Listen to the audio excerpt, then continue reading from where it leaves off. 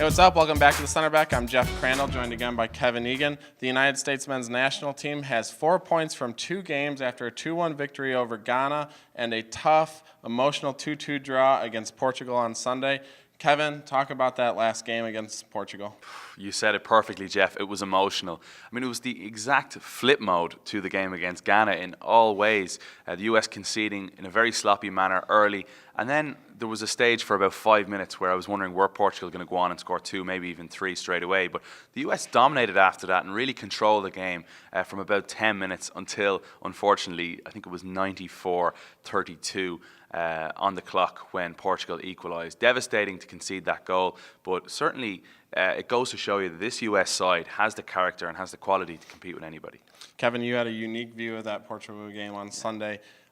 Among the throngs of thousands of people at Grant Park. Talk about your experience there. Yeah, over 20,000 showed up at Grant Park. An amazing experience. I was very lucky to be up on stage alongside Mike McGee and Clint Mathis at halftime and viewing it with the likes of Quincy Amarikwa and Gonzalo Segares as well. But it was so funny. When that first goal for the US went in, Jermaine Jones hit one from distance. There was that delayed reaction from the crowd going, did that actually go in? And it was just it was a magic moment to be there for. Devastated at the end, but the crowd all left and still gave a round of applause to their US men's national team. So the U.S.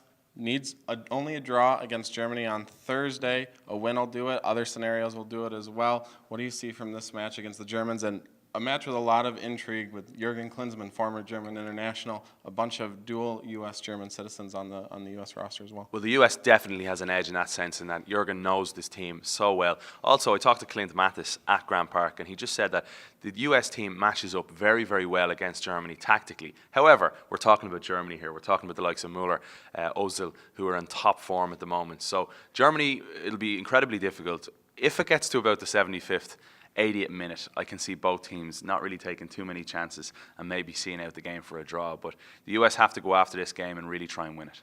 Kevin, you'll be back at Grant Park for Thursday's game against Germany, 11 a.m. Central Time on ESPN. Also, other Chicago Fire Watch parties going on around the city of Chicago. For those, visit chicago-fire.com/World Cup. We actually have an important game for the Fire coming Wednesday night against the Columbus Crew in the 5th round of the U.S. Open Cup. Last week, the Fire won a 2-1 weather-shortened match over the Pittsburgh Riverhounds to advance to this point. A depleted Columbus Crew side comes to Bridgeview on Wednesday. What do you think of this match? No Higuain, that's key for the Chicago Fire. Columbus without many key players, with a roster totaling 17. I do believe this is still a very good Columbus side, a Columbus side that tore the Fire to shreds mere weeks ago. They still have Finley, they still have Arietta, they still have Justin Miram, guys that played very well against the Fire.